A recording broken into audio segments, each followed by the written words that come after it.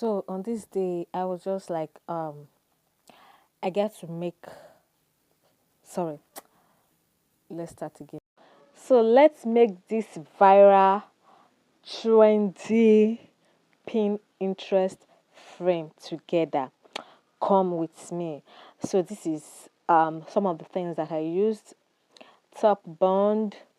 I bought this one for 1,005 naira. So I have a toothbrush that I've already used. I didn't even use that toothbrush because I wanted to use it to like serve the bonds, whatever.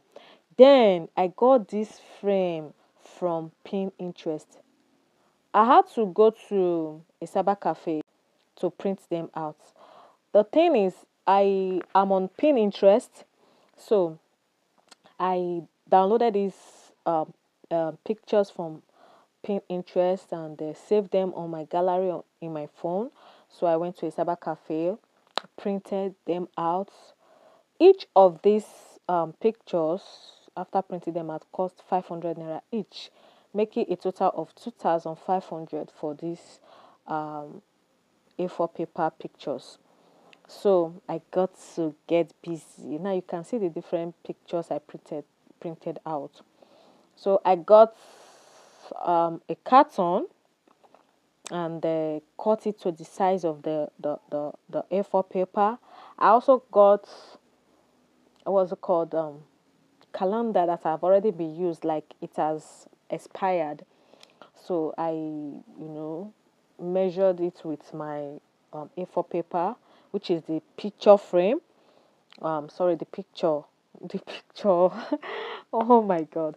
So, and I had to trim out the excess, like from the paper from the calendar.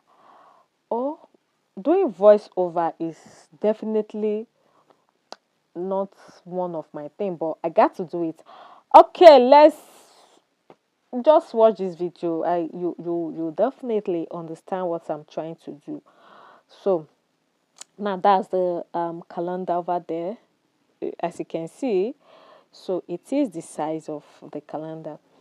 I now look at it. Then that was the carton I actually cut out to the size of the A4 paper that has the pin interest picture on it. So I also had to measure it.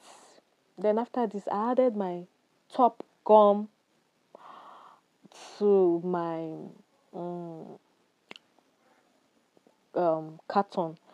See, I noticed I used Essex, like it was too much. The top gum I used on this carton was too much because I did previously I oh my god, previously I did a picture frame using my own picture, and it turned out to be very smooth. But this one I noticed because the top gum was too much.